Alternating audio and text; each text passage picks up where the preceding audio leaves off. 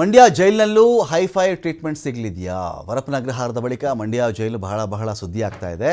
ಮಂಡ್ಯದಲ್ಲಿ ಇದು ವಿಚಾರಣಾಧೀನ ಖೈದಿಯೊಬ್ಬನ ಕಳ್ಳಾಟ ಆಗಿರೋದಿಲ್ಲಿ. ಜೈಲಲ್ಲಿರಬೇಕಾದಂಥ ವಿಚಾರಣಾಧೀನ ಖೈದಿ ಇದೀಗ ಲಾಕ್ ಆಗಿದ್ದಾನೆ. ಹೇಗೆ? KSLSA ಭೇಟಿ ವೇಳೆಯಲ್ಲಿ ಮಂಡ್ಯ ಜೈಲು ಕರ್ಮಕಾಂಡ ಬಯಲಾಗಿದೆ. ಮಂಡ್ಯ ಜಿಲ್ಲಾ ಕಾರಾಗೃಹ ಮಿಮ್ಸ್ ಆಸ್ಪತ್ರೆಗೆ ದಿಢೀರಂತ ಭೇಟಿ ಕೊಟ್ಟಿರೋದು. ಕರ್ನಾಟಕ ರಾಜ್ಯ ಕಾನೂನು ಸೇವೆಗಳ ಪ್ರಾಧಿಕಾರ ಏನು ಮಾಡ್ತಾರೆ,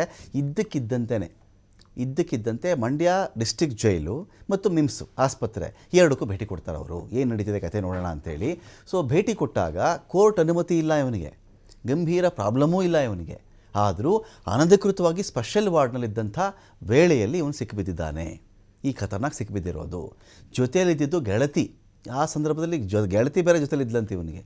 ಹೆಂಗ್ರಪ್ಪ ಇದು ಕತೆ ಅಂತ ಕೇಳಿದ್ರೆ ಗೊತ್ತಿಲ್ಲ. ಮೊಹಮ್ಮದ್ ಹುಸೇನ್ ಲಾಕ್ ಆಗಿರೋದು. ವಿಚಾರಣಾಧೀನ ಖೈದಿ ಮೊಹಮ್ಮದ್ ಹುಸೇನ್ ಲಾಕ್ ಆಗಿದ್ದಾನೆ. ಇವನಿಗೆ ಈಗ ಎರಡು ವಿಚಾರ ಬರುತ್ತೆ ಇಲ್ಲಿ. ಈಗ ಇವನಿಗೆ ಹುಷಾರಿರಲಿಲ್ವಾ, ಇವನಲ್ಲಿ ಜೈಲಲ್ಲಿ ಬಂದಿರಬಹುದು. ಇವನಿಗೆ ಆ ಸಂದರ್ಭದಲ್ಲಿ ಸಂಬಂಧಿಕರೋ ಪರಿಚಯಸ್ಥರೋ ಗೆಳತಿಯರೋ ಪರ್ಮಿಷನ್ ತೆಗೆದುಕೊಂಡು ಇವನ್ನ ನೋಡಬೇಕು, ನಾವು ಅವನಿಗೇನೋ ಹುಷಾರಿಲ್ವಂತೆ ಅಂತ ಬಂದಿದ್ದಿರಬಹುದು. ಆಗ ನೀವು ಒಂದು ದೊಡ್ಡ ಅಬ್ಜೆಕ್ಷನ್ ಅಂತ ಮಾಡೋಕ್ಕಾಗಲ್ಲ. ಅವರು ಪರ್ಮಿಷನ್ ತೊಗೊಂಡು ಬಂದಿದ್ದರೆ ಗೆಳತಿ ಬಂದುಬಿಟ್ಟಿದ್ಲು, ಅಮ್ಮ ಬಂದಿದ್ದರು, ಅಪ್ಪ ಬಂದಿದ್ದರು, ಇದೆಲ್ಲ ಮಾತಾಡೋಕ್ಕಾಗಲ್ಲ. ಅನುಮತಿ ಇಲ್ಲದೇ ಇದ್ದರೆ, ಇವನಿಗೇನು ಕಾಯಿಲೆ ಇಲ್ಲದೆ ಇದ್ದರೆ, ಬರೀ ಹಣ ತೊಗೊಂಡು ಏನಾದರೂ ಇವನನ್ನು ಸುಮ್ಮನೆ ಆಸ್ಪತ್ರೆಯಲ್ಲಿ ಆರಾಮಾಗಿರಲಿ ಅಂತೇನಾದರೂ ಮಾಡಿದರೆ ಆಗ ಜೈಲು ಸಿಬ್ಬಂದಿ ಆನ್ಸರಬಲ್ ಆಗ್ತಾರೆ. ಸೊ ಸ್ಪೆಷಲ್ ವಾರ್ಡಲ್ಲಿ ಟ್ರೀಟ್ಮೆಂಟ್ ಬೇರೆ ಅಂತ ಇವನಿಗೆ. ಜೈಲಿನ ವೈದ್ಯಾಧಿಕಾರಿ ಸಲಹೆ ಮೇರೆಗೆ ಆಸ್ಪತ್ರೆಗೆ ಸೇರಿಸಿದ್ರಂತೆ. ನ್ಯಾಯಾಲಯಕ್ಕೆ ಮಾಹಿತಿ ಕೊಡ್ತೀವಿ ಅಂಥೇಳಿ ಜೈಲಿನ ಸೂಪರಿಂಟೆಂಡೆಂಟ್ ಇದೀಗ ಮಾಹಿತಿ ಕೊಟ್ಟಿದ್ದಾರೆ. ಆರೋಪಿಗೆ ಏನು ಸಮಸ್ಯೆನೂ ಇಲ್ಲ ಇವನಿಗೆ. ಒತ್ತಾಯಪೂರ್ವಕವಾಗಿ ಆಸ್ಪತ್ರೆಗೆ ಬಂದಿದ್ದಾನೆ ಇವನು. ಮಿಮ್ಸ್ ಆಸ್ಪತ್ರೆ ಅಧೀಕ್ಷಕ ಡಾಕ್ಟರ್ ಶಿವಕುಮಾರ್ ಈ ಮಾಹಿತಿ ಕೊಟ್ಟಿದ್ದಾರೆ. ಇಲ್ಲಿ ಸೋಮವಾರ ಸಾಯಂಕಾಲ ಮಿಮ್ಸ್ ಆಸ್ಪತ್ರೆಗೆ ಭೇಟಿ ಕೊಟ್ಟು ತಂಡ ಪರಿಶೀಲನೆ ಮಾಡಿತ್ತು.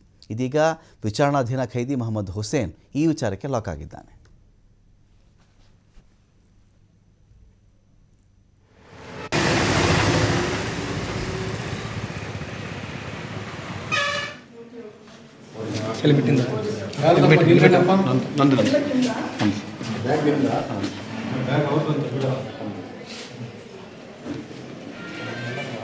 ಅಮರ್, ಅದೇ ಹುಸೇನ್ ಪೇಷಂಟ್